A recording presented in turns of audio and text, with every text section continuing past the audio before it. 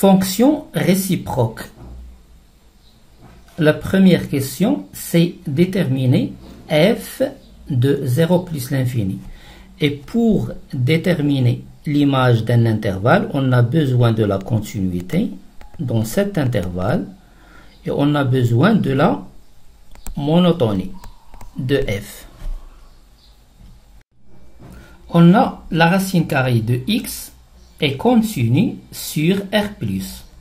Donc, arctangente de la racine carrée de x est continue sur R+.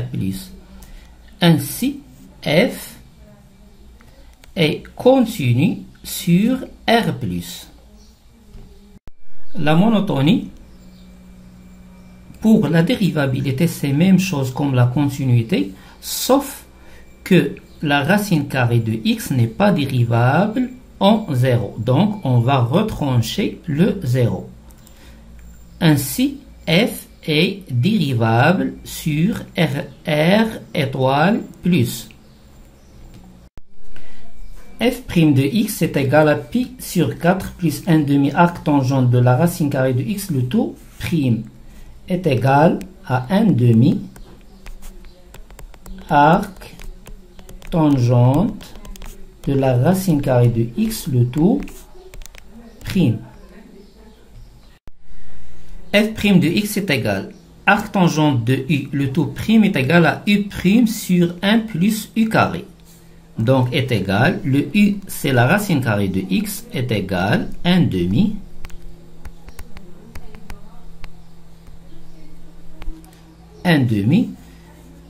u' c'est la racine carrée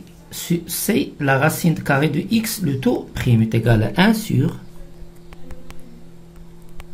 2 fois la racine carrée de x sur 1 plus u carré. 1 plus u carré, c'est x, est égal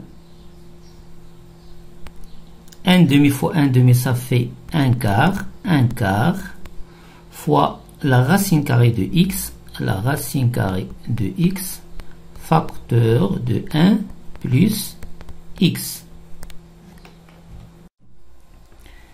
f' de x est strictement positif parce que x est positif, donc f est strictement croissante sur R+. Pour l'image de l'intervalle 0 plus l'infini, on a juste besoin de croissante. Mais on a écrit strictement croissante parce qu'on a besoin d'elle pour montrer que f admet une fonction réciproque. Donc, f de 0 plus l'infini, puisque f elle est continue et strictement et croissante, f de 0 plus l'infini est égal à f de 0, la limite lorsque x tend vers plus l'infini de f de 0. Avant tout, on va déterminer la limite lorsque x tend vers plus l'infini de arctangente de la racine carrée de x. On pose la racine carrée de x est égal à t, changement de variable. Lorsque x tend vers plus l'infini, t tend vers plus l'infini de arctangente de t. On sait que la limite lorsque t tend vers plus l'infini de arctangente de t est égale à pi sur 2. Alors, on remplace dans f de x, pi sur 4 plus 1 demi fois pi sur 2, ça fait pi sur 4. Donc, pi sur 4 plus pi sur 4, ça fait pi sur 2.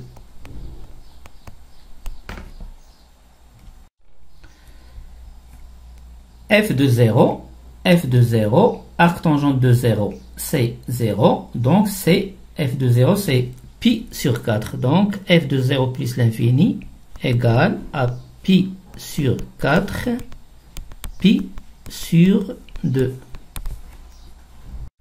Deuxièmement, montrons que f admet une fonction réciproque f-1. Alors, puisque f est continue, est strictement croissante sur R+, et que f de R+, est égal à pi sur 4, pi sur 2, alors f admet une fonction réciproque f-1 qui est définie de pi sur 4, pi sur 2, vers 0 plus l'infini. Pour déterminer f-1, on a besoin du rappel. Quel que soit x appartienne à R, il faut faire attention. Ici, tangente de arc tangente de x. Ici, x appartient à l'ensemble de départ de arc tangente. Et l'ensemble de départ de arc tangente, c'est R. Donc ici, x appartient à R. Pour arc tangente de x est égal à x, x c'est l'ensemble de départ de tangente. Et c'est moins pi sur 2, pi sur 2. Il faut faire attention. Soit x appartient à pi sur 4, pi sur 2, et y appartient à 0 plus l'infini. Donc f-1 de x est égal à y équivalent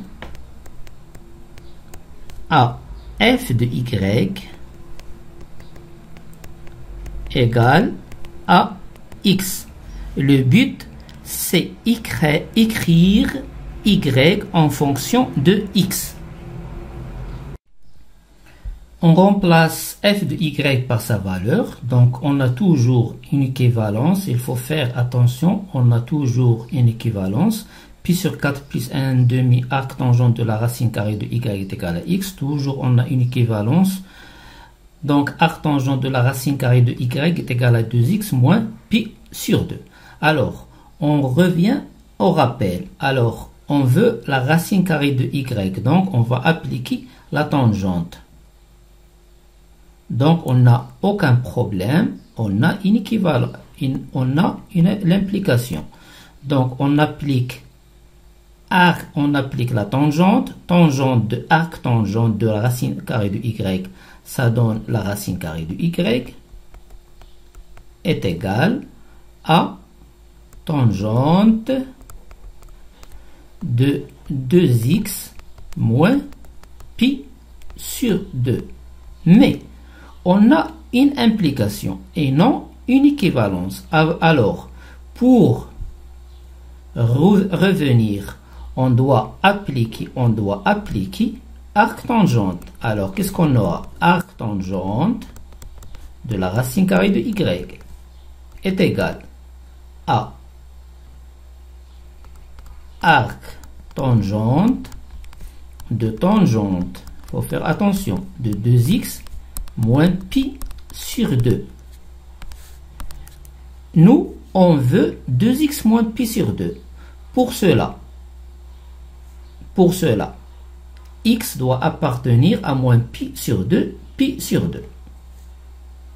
Or, notre x, c'est 2x moins pi sur 2.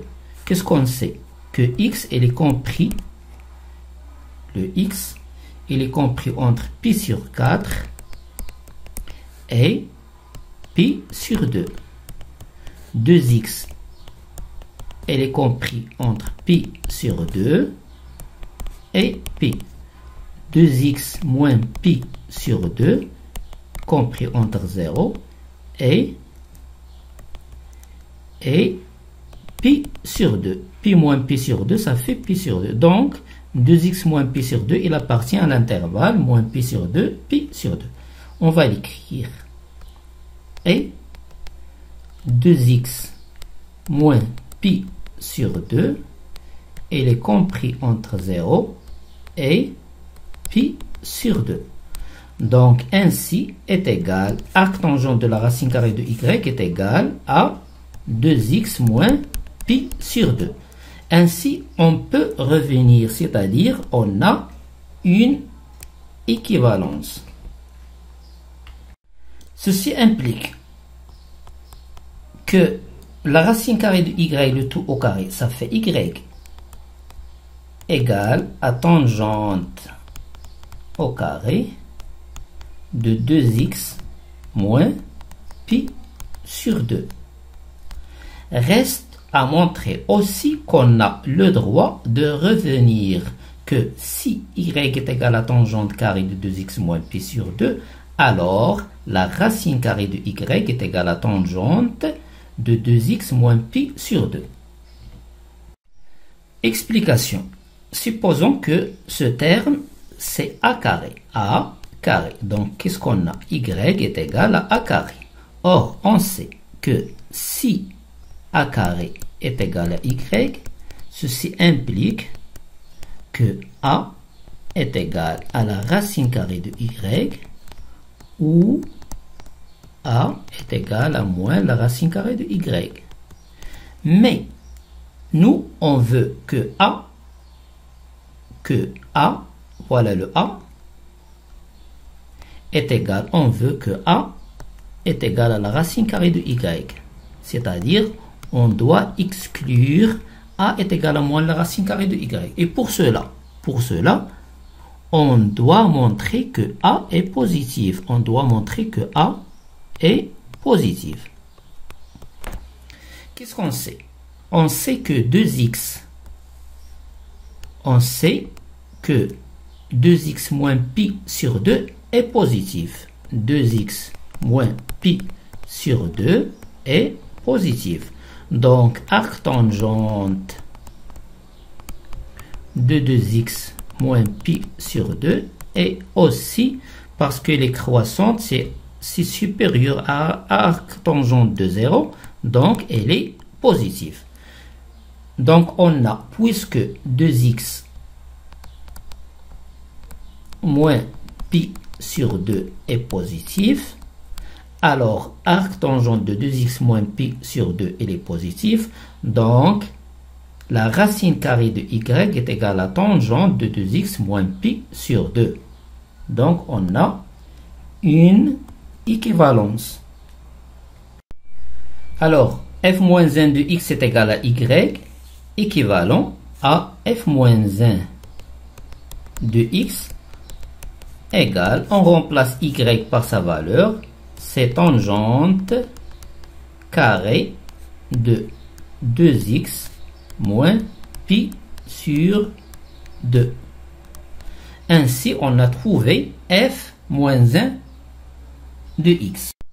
F moins 1 est défini de pi sur 2, pi sur 4, pi sur 2 vers 0 plus l'infini. L'image de x, c'est tangente carrée de 2x moins pi sur 2.